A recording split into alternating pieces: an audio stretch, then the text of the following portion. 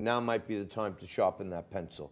And you know, if your mind is getting away from you a little bit, thinking about the corona, do I have it? My portfolio's down, the anxiety starts to overtake you. We got just a remedy for that. Dr. Carter Stout joins us. He is a depth psychologist and author of the book Lost in a Ghost Town, Memoir of Addiction, Redemption, and Hope in Unlikely Places. And Dr. Carter, I know we got a lot to talk about. Congratulations on this book, Lost in Ghost Town. And, you know, this book talks about how, you know, a regular old middle class, you know, upper middle class white kid winds up, you know, in the hood, driving around with a major gang leader in Venice, California. Yeah. And you basically start believing that is your lifestyle, and you go into this spiral of drug use, cocaine addiction, and at some point, the most unlikely of folks gives you a talking to that turns around your whole life. That's right. That's right. Give us the background, fill in the blanks with names and times. The backstory. So I grew up in Washington, D.C. in a fairly affluent family, and pretty early on realized that I was enjoying things a little bit too much. And you know, I didn't come from a perfect family, but I started using alcohol and drugs kind of in my teen years, and as I got into my 20s, it started to become more of an issue for me. I moved out to California, moved to Venice thinking that it was going to be a good place for me to be, and realized that in Venice at that time, it was the epicenter of the crack cocaine epidemic. And the Shoreline Crips were actually in charge of all of the distribution on the west side.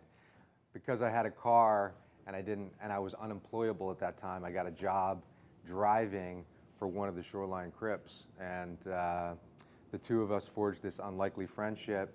He took me into his home, he introduced me to his grandmother, and in a lot of ways, his family provided for me what my own family hadn't, which was friendship and love and acceptance. And it was because of that that I really started to take stock in my life and get straight again. So I think we have a little clip that talks about this and gives some more detail on it. Let's take a look at a little clip trailer from Lost in Ghost Town.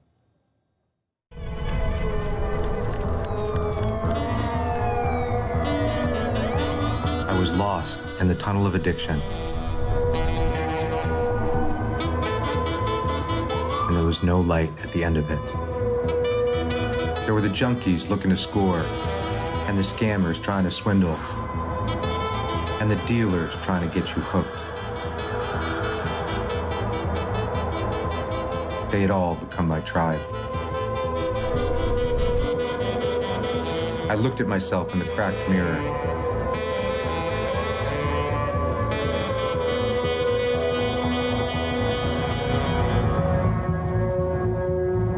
The boy with the golden smile was gone, and I missed him.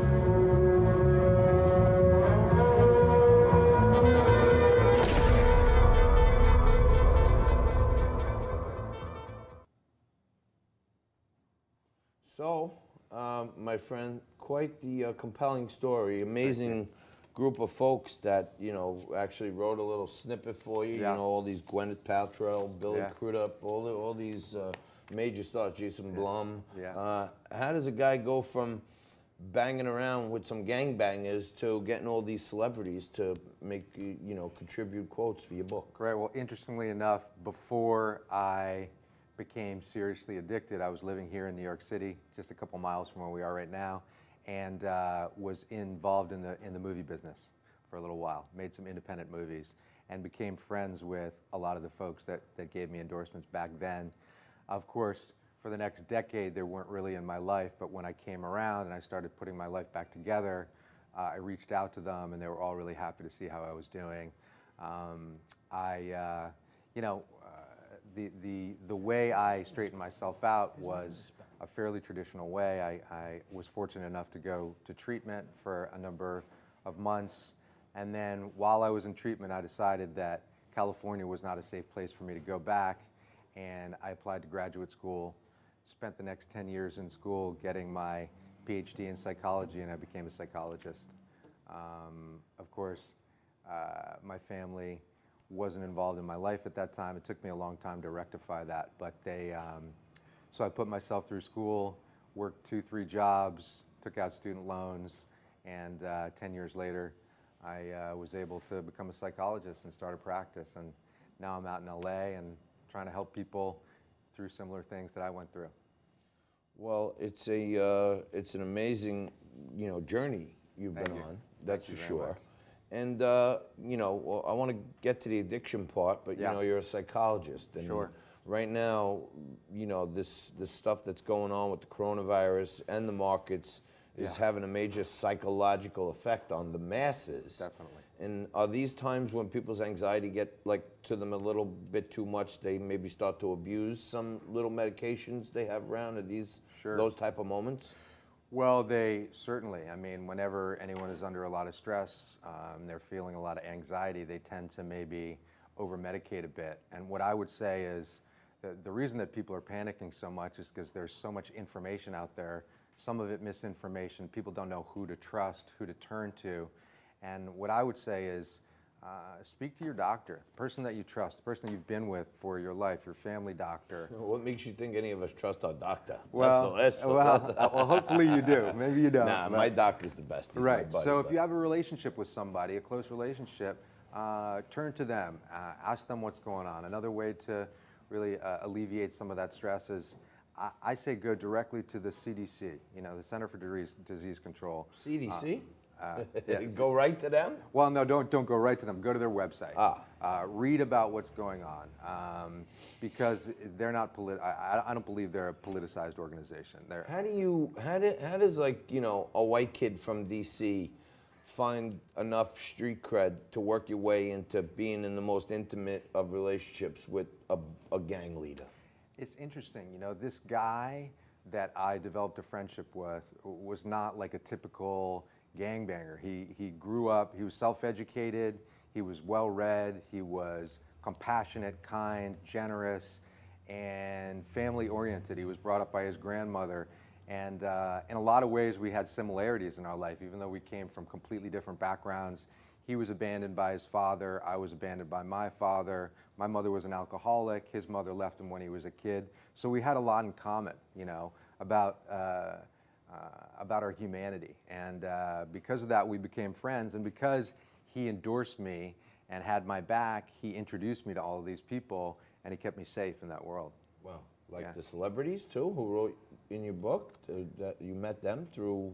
No. The celebrities I met in my book that have endorsed my book were people that I knew. I've sort of lived 2 lives. The first life was movie producer, independent film producer in the 90s in New York. And that's when I met a lot of these folks. And then when my addiction really started to hit, that was around 2000, and that's when I moved out to California and started to hang out with these folks from the Shoreline Crips. Yeah. Carter, or if I can call you Carter, or Yeah, Dr. of course, Stout. yeah. I'm really looking forward to reading the memoir. It's gotten great reviews. Everybody has been talking about that, and certainly if you look at what's happening, not only with this Ben Affleck movie that's in theaters that everyone's talking about, but what's happening in the country and the world at large, it's never been a more relevant subject. I'm wondering if you can describe for folks what your experience was the first time you tried crack cocaine. I think a lot of people in our audience can empathize with what it's like to get drunk. A lot of people understand what it's like to maybe even smoke marijuana, but I don't know that everybody in our audience has done crack. I'm wondering if you can share your experience and what a game changer that was like for you. Sure. What's interesting about that first experience was that it was introduced to me by a white guy who grew up in Greenwich. And he said, let's get some crack. And I said, what? No way, isn't that like a street drug? And he said, no, it's great. And we had done cocaine before together, just in powder form.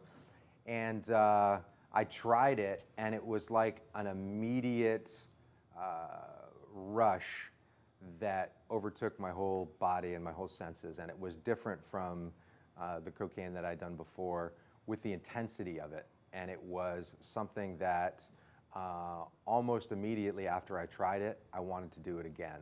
So it really just got. So how long does it take to hit you? Immediately. Immediate. When the You smoke take enters you take your a few lungs. puffs on the crack pipe. That's right. And then all of a sudden, And then all of a within sudden you're done. seconds, Yeah. That's you're the- Superman. You're Superman. You want yeah, to that's the way I run, felt. jump, do cartwheels, backflips, jump over You cars. felt, I mean, you feel this euphoria, and it was It's like a dopamine release. exactly a lot of dopamine release, and it was something that I'd never experienced before, and I wanted more of it. How long does it last? It lasts about 10 minutes. That's it. That's in it, and that's why people are constantly trying to chase that high. And you know, it's not that expensive, but you run out of money, and then people do things like Get that rock. Need yeah, another rock. they get involved in crime to do it. Yeah. What do you think about? I keep doing more and more research on these friggin' video games that all these kids are playing, right? Yeah. And when I look into like the Fortnite and all this stuff, Yeah. it turns out that behind these companies like Epic Games and stuff who make these things, they got these world-renowned psychologists and psychiatrists that are on the board and they're part of it. And the way I'm reading it, these games have no end, right? So it's like crack, right? There's no end as long as you can get money, right? Sure. And you want to achieve the next level, the next level, the next level. And they basically rigged them psychologically so that the kid, his skill level can just about get him to the next level. And then he gets that dopamine release. Yay. But then he's got to put in mom's credit card to get more lives to go for the next level. And are these games almost, you know, mind training these kids to seek that dopamine release like addicts Well, do? there's certainly a component of that. Absolutely. I mean, they want to. The people that are making these games want to keep kids engaged as long as possible, and it's a business. So they're trying to get people to give their credit cards, and I mean it's the same with social media, with our cell phones. I mean, there's so much addiction. You see people. I was in Brooklyn yesterday, and I saw this guy walking across the street looking at his phone in the midst of traffic coming either way, and he almost got hit. I'm sure that happens in the city, but people are glued to their phones. Kids are really engaging in these video games, and there's addiction. The energy of addiction is really a cultural thing, and it's all around us. People have addiction to exercise, addiction to food, addiction to sex, addiction to work, addiction to pretty much almost everything you can imagine. But the companies that are creating these games are specifically targeting these kids so that they will People have addiction to sex? Addiction to sex. Is this yeah. men mostly? Men and women. Addiction Really? to pornography. It's so readily accessible to people. They go on. Dr. Stout, I'm curious about your perspective. I mean, last year, thankfully, the number of drug overdose deaths in this country went down for the first time in a long, long time. But just before that, we had the deadliest year that we've ever had in terms of drug overdose deaths. More people are dying of drug overdoses in this country still than died in the entire Vietnam War. More people dying every year of drug overdose deaths than died in the entire Vietnam War. And what we saw up until last year was more people dying of drug overdose deaths than at the height of the crack epidemic in the 80s. I'm curious, what do you think has caused the recent uptick in drug use in general and in opioid use specifically? Well, the way that opioids were delivered in OxyContin is somewhat responsible for the large spike. It was distributed, it was marketed as a wonder drug. People started to get addicted to it very quickly. Within a week, you can become physically addicted to opiates, and it was readily prescribed by doctors for minor injuries. And there were all of these doctors around the country that were making a lot of money just giving prescriptions out. The other real problem that exists right now is that the system of treatment in this country is really flawed. The treatment centers mostly are insurance-based right now because people can't afford to shell out 20 grand, 30 grand, whatever it is. And the insurance companies are consistently denying people coverage. Yep. I don't know how they can really do that legally, but they've found a loophole and they decide, oh, well, we're we're going to approve coverage for this person for 11 days. Well, 11 days is not enough time for somebody to recover from opioid addiction. I know, because not only was I addicted to cocaine, but also heroin. And it took me several months to really get it out of my system and get the support that I needed. So the insurance companies right now are denying claims left and right. People go to rehab, they get kicked out. I'll tell you, you know what they do, right? They deny, like, the worst of them. You know what I mean? Yeah. I think, personally. Because they know those people are, in that loophole, there is an appellate process where, you know, someone who's of sound mind can go back to the, you know, the healthcare provider and say, I'm appealing your decision, and here are the reasons why, and here are my rights, and then people win their appeals. Well, they do, but it takes a long time, But I'm saying these people who are vulnerable and they're cracked out, they're whacked out, they don't even have the state of mind to go and do the whole appeal process. So they don't need a loophole. They just make the people default themselves out of the system. That's really what happens. That's really, absolutely true. It's diabolical. It's not a loophole. It's a diabolical And plan. you know, I worked in the treatment community in Los Angeles for a number of years at a place up in Malibu. And the place, unfortunately, is closed down now. And the insurance companies stopped paying the treatment facilities, stopped reimbursing, because you know you take someone in and you count on the insurance company to reimburse you. And the owner of this facility, it was a good friend of mine, he had to shut his doors. And that's happening a lot around the country. These places are shutting down because they can't afford to operate anymore because the insurance companies aren't reimbursing. And my final question, Dr. Stout, is, you know, I noticed one of the folks that gave you a quote for the back of your book was the producer of a lot of great films, including Whiplash, which I was a big fan of. Somebody must be making your story into a movie, because it's almost cinematic the way you tell it and the experiences included in the book. What's the status of a potential film version of this? Well, we have some exciting stuff going on. There's definitely some interest. A writer in Los Angeles named Craig Borton, who wrote Dallas Buyers Club, which is probably a film you've seen. He's attached, and we've created a treatment, so he wants to write it. And then a great actor in New York named Alessandro Nivola, who actually is starring in the Sopranos prequel that's coming out later this year. He wants to play the lead role, and so we're taking it around right now.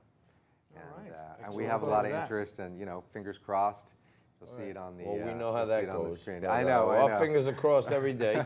Doctor, thank you very much for joining us. Thanks really so much appreciate for being it. You out there, you got to go out and get Lost in Ghost Town. It is a memoir of addiction, redemption, and hope, coming from really unlikely places. Thank you very much for joining us. Really appreciate it. One more thing, if you're in New York City tonight and you want to come by the Strand bookstore. Yes, thank you. 7 o'clock tonight. I'm going to be reading from the book and signing books, and it's going to be a really fun time. So come on by. Check it out. If you're in New York, get down to the Strand tonight. Meet the good doctor. Let him hear it. Let him read it to you in his own words. We're going to take a quick break, and Anna Prouse is going to be here as we work our way up to the 1 o'clock hour. We're going to run an Apex commercial or something, clip.